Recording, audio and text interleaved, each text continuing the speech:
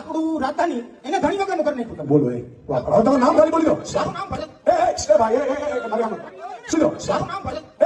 ભાઈ નામ સાહેબ ઈશુદાન ગઢવી એ વાત કરતા હતા કે ભાઈ પાણી આમ ભરાઈ ગયું અને આમ કરપ્શન. મેં સાહેબને એ કીધું કે ભાઈ તમે કરપ્શનની વાત કરો, પાણીની વાત કરો તો 11 વર્ષ તમે આમ આદમી પાર્ટી દિલ્હીમાં હતા, રાજધાની, ભારતની રાજધાની, યમુના નદીનું પાણી આખું દિલ્હીમાં કરી જતું, કઈ તમે ક્યાં હતા? બરોબર.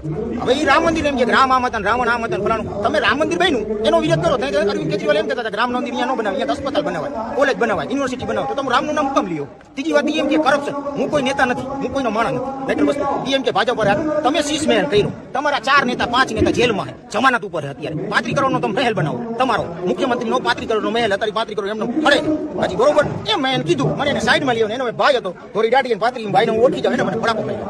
આજ વાત, બીજું કોઈ વાત નહીં. વિરોધ કર્યો એટલે એને મને માર્યું. હવે આજ મને માર્યું, કાલ બીજાને મારશે. હવે એમ કહે કે ભાજપ આવી રહે તેવી. અમે તમને સવાલ કરી ત્યાં તમે મારી લ્યો, મારવા ઉપર આવી જાવ. તમને મત શું થાય છે તમારું? તમે માથે બેસો, બરોબર, ત્યાં તમારું શું થાય? તમે ફરકો મળ્યો. ખાલી એક નાનો યુવાન 40 વર્ષનો તમને 2 સવાલ કરે, ખાલી સિમ્પલ ને સોબર 2 સવાલ કે તમે 50 રોડની વાત કરો, 50 રોડમાં પાણી ભરાણું, સાચી વાત ભરાણું, બરોબર. તો યમુના નદીમાં 11 વર્ષ પાણી ભરાણું દિલ્હીમાં કરી ગયું, તો તમે ક્યાં ગયા હતા? બોલો, આઈપીએસ નો હાથ આમ બાઈને રહી ગયો તો એને મારીને ગટરમાં નાલામાં ગાળી દીધો, તેથી તમે ક્યાં ગયા હતા?